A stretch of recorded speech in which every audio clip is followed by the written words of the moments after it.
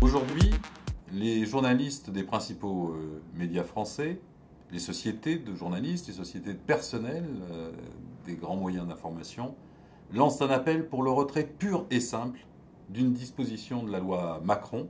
C'est une disposition qui prévoit de protéger le secret des entreprises, de le protéger lourdement, puisque les contrevenants pourraient être condamnés à 3 ans de prison et à plus de 370 000 euros d'amende.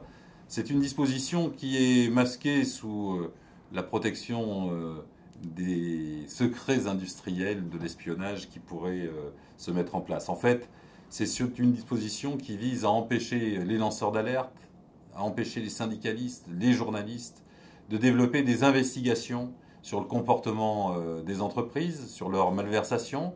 Ça pourrait conduire, par exemple, ou ça aurait pu conduire à étouffer le scandale de l'amiante qui va toucher des milliers et des milliers de salariés français. Ça aurait pu conduire aussi à étouffer le scandale Wikileaks, où on a vu de grands établissements financiers, en harmonie avec le gouvernement luxembourgeois, permettre d'échapper au fisc à de grandes entreprises des multinationales françaises et du monde.